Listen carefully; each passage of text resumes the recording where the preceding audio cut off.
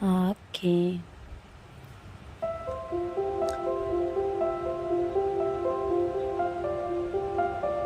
नमस्ते दीदी, धुलने के लिए बर्तन निकाल लिए। आपने आपसे बताया था आज वो बड़ी को लेकर बड़े स्कूल जाना है।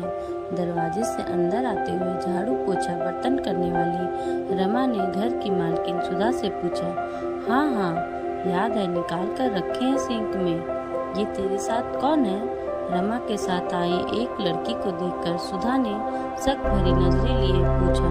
कौन? मैं? मेरी छोटी वाली बेटी।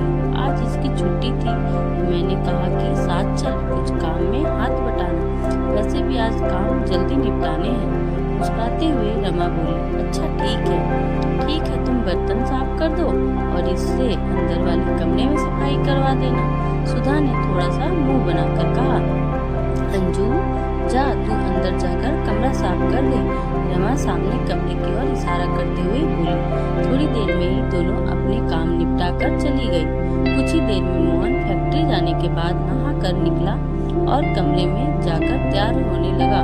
सुधा जी आई। सुधा, तुमने मेरे पर्स में से 500 का नोट निकाला था क्या? मोहन ने थोड़ा परेशानी भरी आवाज में पूछा। नहीं तो, सुधा ने तुरंत जवाब देते हुए कहा। क्या तुमने नहीं निकाला? तो फिर 500 का नोट कहाँ गया? मैंने गिनकर पैसे रखे थे, वो किराए के तुम्हें देने के लिए। राजू भाई से बात हुई थी, हर बार आएंगे पैसे लेने।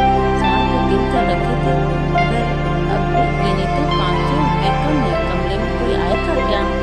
थोड़ा उलझन भरे स्वर में मोहन बोला। जी, आपने पर्स रखा कहाँ था? सुधा ने सोची मोहन को पूछा। अरे यार, एक कमरे की टेबल पर जहाँ हमेशा रखता हूँ।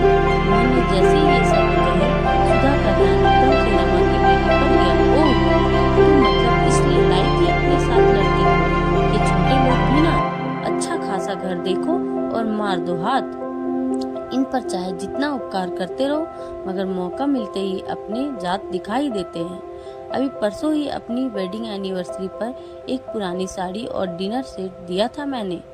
और वैसे भी जब तब रुपये पैसों से मदद भी कर ही देती हूँ, मगर देखो तो जरूर अपनी लड़की को सिखा पढ़ा कर लाई होगी। यह सोचते सोचते मन 20 भावनाओं से भर गया। पापा जी। तभी आराध्या बाहर से आते हुए बोली। हाँ आराध्या, आ गई बेटा ट्यूशन से? जी पापा जी, वो आप उस समय सो रहे थे तो मैंने आपको जगाया नहीं। वो चौकीदार अंकल जी की बेटी का एक्सीडेंट हो गया था, उन्हें उसे लेकर डॉक्टर के पास जाना था, सो वहाँ पैसों की जरूरत पड़ सकती है। सोचकर मैंने उन्हें आपके पर्स में से 500 का नोट दे दिया था।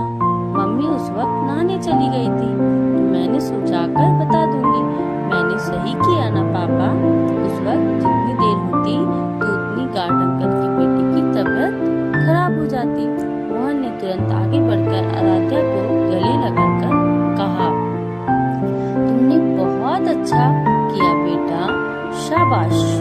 जिंदगी में कभी भी किसी की मदद करते वक्त सोचने में वक्त नहीं गंवाना चाहिए, बस निस्वार्थ मदद करनी चाहिए।